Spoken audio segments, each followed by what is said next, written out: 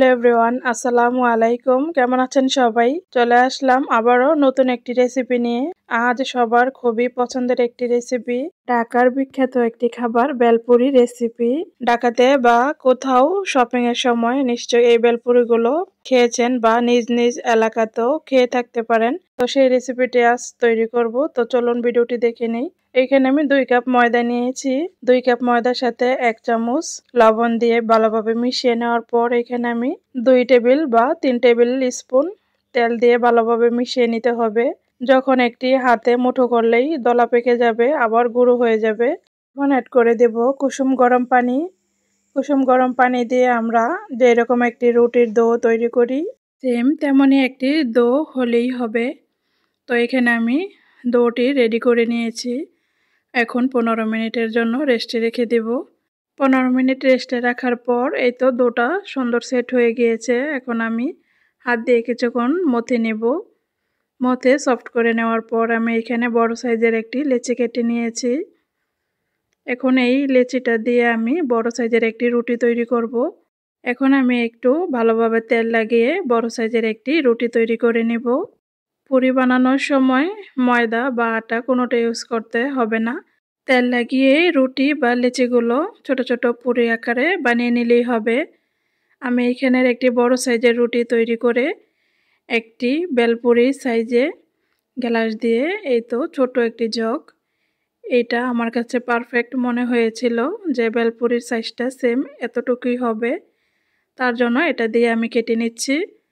আপনারা চাইলে ছোট ছোট পুরির জন্য ছোট ছোট লেচি কেটে একটি একটি করে বানিয়ে নিতে পারবেন। তো এখানে আমি বড় সাইজের একটি রুটি তৈরি করে একসাথেই কিছুগুলো বানিয়ে নিয়েছি। এই তো আপনাদেরকে কাছ থেকে দেখিয়ে দিচ্ছি, একটু পাতলাও না খুব বেশি মোটাও না, এইরকম করে আপনাকে বেলপুরির জন্য তৈরি করে নিতে হবে সবগুলো। তা আমি এখানে এইভাবে করেই সবগুলো বানিয়ে নিব।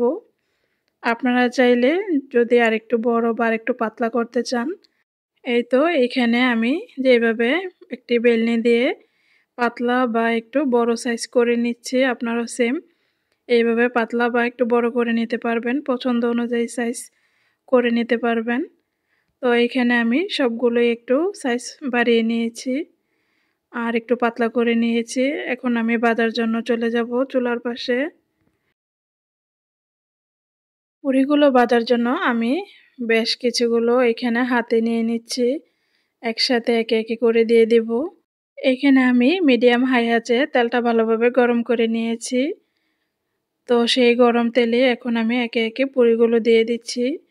দিয়ে দেওয়ার পর যখন এরকম বেশি উঠবে তখন একটু ভালোভাবে নেড়ে চেড়ে সুন্দর একটি কালার আসা পর্যন্ত এবং ক্রিস্পি হওয়া পর্যন্ত ভেজে নিতে হবে।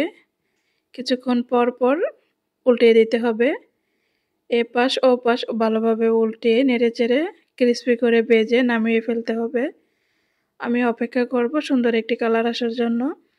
এই তো যখন সুন্দর একটি গোল্ডেন কালার চলে আসবে তখন আমি নামিয়ে নেব পুরিগুলো। মিডিয়াম হাই আঁচে পুরিগুলো ভেজে নেওয়ার পর যেমনই হোক না কেন পুরিগুলো, তাতে কোনোই সমস্যা নেই। যেহেতু এটা বেলপুরি, বেলপুরি কিন্তু এখনকার সময় একদমই ফোলা ভাব থাকে না। তো পুরিগুলো এই তো যেমনই হোক না কেন আপনি বানিয়ে ফেলতে পারবেন বেলপুরি, এটা ফুলার জন্য প্রয়োজন হবে না। আমি হাত দিয়ে একটি ভেঙে দেখাচ্ছি আপনাদেরকে কতটা ক্রিস্পি হয়েছে। এবং পুরিগুলো বানানোর সময় কিন্তু অবশ্যই ফুচকা থেকে একটু মোটা রাখতে হবে। বেলপুরি কিন্তু মোটা হয়, তো মোটা হলে খাস্তা ভাবটা সুন্দর আসে, খেতেও খুবই ভালো লাগে। এখন আমি বেলপুরির জন্য একটি টক বানিয়ে নেব। টকটা বানানোর জন্য এখানে তেঁতুলের সাথে আমি চিলি ফ্লেক্স, ধনেপাতা কুচি, কাঁচামরিচ কুচি, বিট লবণ, সাথে অ্যাড করব এক টুকরো লেবুর রস। লেবুর রসটাও টকে দিলে সুন্দর একটি ফ্লেভার আসে। এখন দেব অল্প পরিমাণ সাদা লবণ, চটপটির মশলা, এখানে ফুচকার প্যাকেটের একটি মশলা। তো ফুচকার সেই মশলাটাও আমি দিয়েছি। ইন্ডিয়ান ফুচকার মধ্যে যে মশলার প্যাকেটটি থাকে, তো সেই প্যাকেট থেকে আমি অল্প পরিমাণ নিয়েছি। তেঁতুল যেহেতু অনেক টক থাকে তাই সুন্দর একটি ব্যালেন্স রাখার জন্য আমি সামান্য চিনিও অ্যাড করেছি। এই তো টকটা সুন্দরভাবে রেডি হয়ে গিয়েছে, কত সুন্দর হয়েছে টকটা। এখন আমি পুরির পুরটা তৈরি করে নেব। এইখানে আমি নিয়েছি ডাবলি বা চটপটির ডালগুলো সিদ্ধর সময় খেয়াল রাখতে হবে, সিদ্ধর পর যেন কোনো ভেজা ভেজা পানি ভাব না থাকে। শুকনো করে সিদ্ধ করে নেওয়ার পর এখানে আমি শসা কুচি, পেঁয়াজ কুচি, ধনেপাতা কুচি, চিলি ফ্লেক্স, কাঁচামরিচ কুচি এখন অ্যাড করব ফুচকার যেই মশলাটা, প্যাকেটের সেই মশলাটা ইউজ করেছি। এখন দিয়ে দেব চটপটি মশলা। আমি ঘরোয়া যেই প্যাকেটের মশলাগুলো থাকে সাধারণত সেগুলো দিয়ে আজ তৈরি করছি। এইখানে আমি দিয়েছি বিট লবণ। এখন দিয়ে দিচ্ছি এক টুকরো লেবুর রস ভালোভাবে চিপে।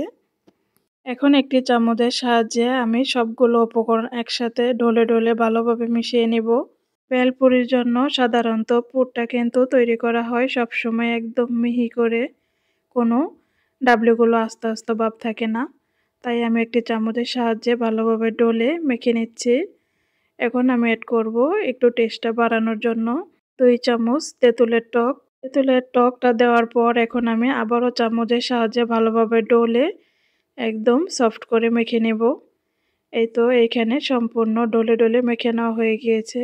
এখন আমি পুরটা এক সাইডে রেখে দেব, আর এই দিকে আমি পুরিগুলো ভেঙে রেডি করে নেব। পুরিগুলো ফুলানোর জন্য যদি আপনারা অনেক বেশি পাতলা করে বেলেন তাহলে কিন্তু পুরিতে খাস্তা একটি ভাব আসবে না। একটু মোটা করে বেলে নিতে হবে এবং অনেক সময় নিয়ে পুরিটা ভেজে নিতে হবে, তাহলে সুন্দর একটি খাস্তা ভাব আসে। এখন আমি একে একে করে পুরির ভিতরে পুরগুলো ভরে ভরে সুন্দর করে রেডি করে নিচ্ছি। তো মাশাআল্লাহ দেখতেই পাচ্ছেন ফাইনাল লুকটা চলে আসছে বেলপুরির। তো এইভাবে আমি প্রতিটা পুরি রেডি করে নিব পুর ভরে ভরে। যেহেতু আমরা বেলপুরি খাবো তো সেই জন্য আমি এখানে পেপারও নিয়েছি একটু আকর্ষণীয় করার জন্য। সাধারণত আমরা কিন্তু মামাদের কাছ থেকে বেলপুরি খেয়ে থাকি লেখালেখির খাতার কাগজে বা এরকম পেপার কাগজগুলোতে। তো সেই জন্য আমিও এখানে পেপার কাগজ নিয়েছি। তো সেগুলোর উপরেই সবগুলো পুরি আমি এই তো পুর ভরে রেডি করে নিয়েছি।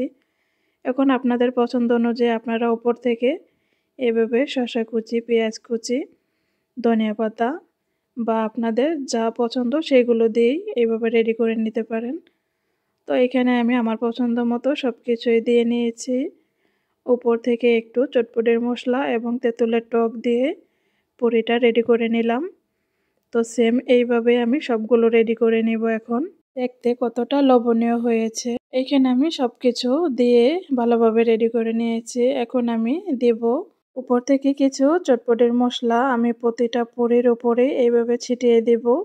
দেখতেও সুন্দর লাগবে, খেতেও খুবই ভালো লাগবে। এইখানে আমি সবশেষে দিয়ে দিব তেঁতুলের টক। তেঁতুলের টকটা দেওয়ার পর কমপ্লিট হয়ে গেল আমাদের বেলপুরি। বেলপুরিগুলো দেখতে যেমন লোভনীয় হয়েছে, খেতেও মাশাআল্লাহ অসাধারণ হয়েছিল। আমার এই রেসিপিটা যদি আপনারা সেম ভাবে ফলো করে বেলপুরিগুলো তৈরি করেন তাহলে অরিজিনাল স্বাদ পাবেন। নো ফেল একটি রেসিপি শেয়ার করেছি আজ, অবশ্যই ট্রাই করবেন। আজকের রেসিপিটি ভালো লাগলে অবশ্যই সাপোর্ট করে পাশে থাকবেন। ভিডিওটি দেখে থাকলে একটি লাইক করবেন। আজ এই পর্যন্তই, কথা হবে আবারও নেক্সট ভিডিওতে। সবাই ভালো থাকবেন। আল্লাহ হাফেজ।